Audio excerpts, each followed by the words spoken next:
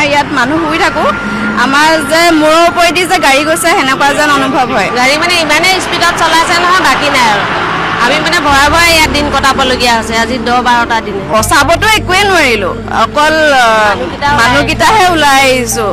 আগনিশা এতিয়া গৰমৰ কাৰণে শুব নোৱাৰোঁ, পাছনিশা বৰষুণৰ কাৰণে শুব নোৱাৰোঁ, গোটেই পানী পৰে গাত। দেখিলেই আচলতে চকুলো ওলাই যোৱা পৰিৱেশ, কাৰণ এনেকুৱা এটা দৃশ্য কেতিয়াও কল্পনা কৰিব নোৱাৰা দৃশ্য, কল্পনাৰো অতীত এই দৃশ্য। আৰু এতিয়া এইসকল লোকে এতিয়া কি ধৰণে বিপদসংকুলভাৱে যে কাষেদি নিৰন্তৰ গাড়ী চলি থাকে আৰু সেই গাড়ীয়ে যেন কেতিয়া তেওঁলোকক মহতিয়াই লৈ যাব সেই চিন্তাত তেওঁলোকে উজাগৰি নিশা পাৰ কৰিবলগীয়া হৈছে। পুৱতি নিশা হ'লে আৰু নিজা নহ'লে দ্ৰুত গতিত গাড়ীবোৰ চলাচল কৰে। মৃত্যুৰ দুৱাৰদলিতে শুই থকা দেখা হৈছে। যোৱাকালি এটা ঘটনা হৈ গৈছে, গতিকে ডিভাইডাৰৰ একেবাৰে খুন্দি আহি গৈছে। গতিকে চৰকাৰে অকণমান প্ৰশাসনে ইয়াৰ ওপৰত নজৰ দিব লাগে, ব্যৱস্থা ল'ব লাগে। উপস্থিত আছোঁ শিৱসাগৰ বেতবাৰীত, আৰু বেতবাৰীৰ যি ৰাষ্ট্ৰীয় ঘাইপথ, সেই ৰাষ্ট্ৰীয় ঘাইপথৰ মই এটা অংশ দেখাইছোঁ। বেতবাৰী সমীপৰ দৰিকা পাৰত মই বৰ্তমান উপস্থিত আছোঁ, আৰু দৰিকা নৈৰ যি বাঢ়নি পানীয়ে বিস্তৰ অঞ্চল ক্ষতিগ্ৰস্ত কৰিছে, যথেষ্ট সংখ্যক লোকৰ ঘৰ বাৰী ইতিমধ্যে ডুবাই পেলাইছে। আৰু এই নদীৰ কাষৰীয়া যিসকল লোক আছিলে তেওঁলোকে ঘৰ বাৰী এই আজিৰ দিনটোত মই দৃশ্য দেখুৱাইছোঁ। মোৰ লগত কেমেৰা পাৰ্চন হিমাংশু নিয়োগ আছে। হিমাংশুকে গোটেই পৰিৱেশটো দেখুৱাব যে এটা পথটোৰ এটা অংশদি গাড়ী নিৰন্তৰ চলি আছে, আৰু আনটো কাষতে এই যিসকল বানাক্ৰান্ত তেওঁলোকে তম্বু তৰি এই ধৰণে উজাগৰি নিশা পাৰ কৰিবলগীয়া হৈছে। আমি গোটেই দৃশ্য দেখুৱাম যে ভিতৰত কি ধৰণে এইসকল লোকে কেনেধৰণে বিপদসংকুলভাৱে কষ্টত দিনবিলাক পাৰ কৰিছে, আৰু এইসকল লোক কেতিয়া আচলতে ঘৰলৈ ঘূৰি যাব পাৰিব তাৰ কোনো নিশ্চয়তা নোহোৱাৰ এক পৰিৱেশ আহি পৰিছে। মই ইয়াৰ যিসকল ৰাইজ আছে ইয়াতে মই তেওঁলোকৰ কাষলৈ যাবলৈ বিচাৰিম। বাইদেউ অলপ আহক ওচৰলৈ।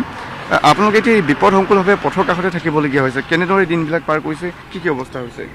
যথেষ্ট ভয়াৱহ সময় আমি পাৰ কৰিছোঁ, যিহেতু ইয়াত 4 লাইনযুক্ত ৰাস্তা। ইমান ডাঙৰ আপোনালোকে দেখিব পাইছে, ইমান ডাঙৰ গাড়ী আহে, আৰু পুৱতি নিশা গাড়ীৰ স্পীড বহুত বেছি। তাৰ বাবে আমাৰ এইসমূহ ত্ৰিপাল ফাল খাই গৈছে। আমাৰ ইয়াত মানুহ শুই থাকোঁ আমাৰ যে মূৰৰ ওপৰেদি যে গাড়ী গৈছে সেনেকুৱা যেন অনুভৱ হয়। ৰাতি এটা গোটেই টিপাল গাড়ী ওপৰেদি উঠি গৈছে, টিপাল ফালি চিধা-চিধ হৈ গৈছে। গাড়ী মানে ইমানেই স্পীডত চলাইছে নহয়, বাকী নাই আৰু আমি মানে ভয়ে ভয়ে ইয়াত দিন কটাবলগীয়া হৈছে। আজি 10-12টা দিন ঘৰৰ অৱস্থা কি হৈ আছে? ঘৰৰ অৱস্থাটো একেবাৰে বেয়া, বস্তু পাতি একোৱে মানে সামৰিব নোৱাৰিলোঁ। তাৰ উপৰিঞ্চি পানী এতিয়াও এককালৰ পানী ওপৰত পানী আছে। ডকুমেণ্টছ পৰ্যন্ত উলিয়াবই পৰা নহ'ল, এতিয়াও ডকুমেণ্টছ এনেকেই আছে, একদম তিতি ভেৰভেৰীয়া হৈ শুকুৱালোঁ যদিও মানে গোটেই কামত দিয়া নাই। কি বস্তু বচাব পাৰিলে? বচাবতো একোৱেই নোৱাৰিলোঁ, অকল মানুহকেইটাহে ওলাই আহিছোঁ। কিমান দিন হ'ল এতিয়া, কেইদিন হ'ল ইয়াতে? আমি বৰ্তমান 12 দিন, আজি 12 দিন হৈছে। আজি 12 দিন এনেকৈ থাকিব? 12 দিন এনেকেই আছোঁ। নিশা বৰষুণ দিছে, কি হৈছে? বৰষুণ দিছে, বহি থাকোঁ। আগনিশা এতিয়া গৰমৰ কাৰণে শুব নোৱাৰোঁ, পাছনিশা বৰষুণৰ কাৰণে শুব নোৱাৰোঁ, গোটেই পানী পৰে গাত, বহিয়ে টোপনি। এয়াই আচলতে দুৰ্বিষহ জীৱন। নেহা মই ক'ম যে শিৱসাগৰৰ বিভিন্ন প্ৰান্তৰ ৰাইজে আজিৰ দিনটোত এই বান পৰিস্থিতিৰ পিছত বা বানৰ কবলত পৰাৰ পিছত এই ধৰণে দিনবিলাক পাৰ কৰিবলগীয়া হৈছে। দেখিলেই আচলতে চকুলো ওলাই যোৱা পৰিৱেশ, কাৰণ এনেকুৱা এটা দৃশ্য কেতিয়াও কল্পনা কৰিব নোৱাৰা দৃশ্য, কল্পনাৰো অতীত এই দৃশ্য। আৰু এতিয়া এইসকল লোকে এতিয়া কি ধৰণে বিপদসংকুলভাৱে যে কাষেদি নিৰন্তৰ গাড়ী চলি থাকে আৰু সেই গাড়ীয়ে যেন কেতিয়া তেওঁলোকক মহতিয়াই লৈ যাব সেই চিন্তাত তেওঁলোকে উজাগৰি নিশা পাৰ কৰিবলগীয়া হৈছে। ভিতৰৰ পৰিৱেশ দেখুৱাইছোঁ যে তেওঁলোকে কি ধৰণে খাইছে, কি ধৰণে হৈছে। এই ছবিয়ে সকলো লোকক যি এই প্ৰতিবেদন চাই আছে মৰ্মাহত কৰিব।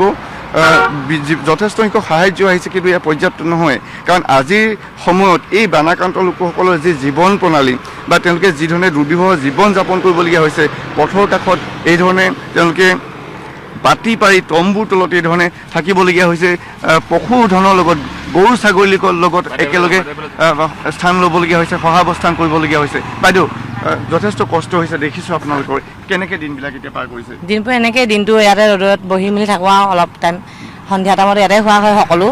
তাৰপিছতে ৰাতি গাড়ীবোৰ বহুত ডিষ্টাৰ্ব দিয়ে, ইয়াত বহুত খৰকৈ চলাই যায়, মানে সেইটোৱে ভয় লাগে। সৰু ল'ৰা ছোৱালী শুই যায়, সৰু ল'ৰা ছোৱালীবোৰ থাকে নাই, সেইটো কাৰণে বেছি ভয় লাগে। আৰু অকণমান লাহেকৈ চলালে ভাল হয় মানুহবোৰ।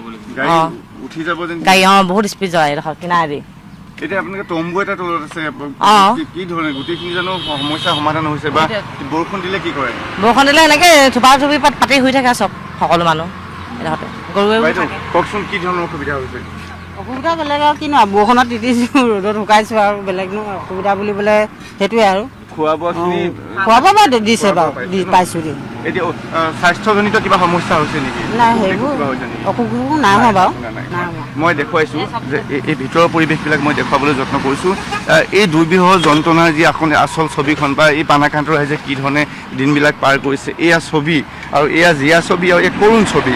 মই তেতিয়া আপোনাৰ কাষলৈ আহিছোঁ, যথেষ্ট কষ্ট দেখিছোঁ।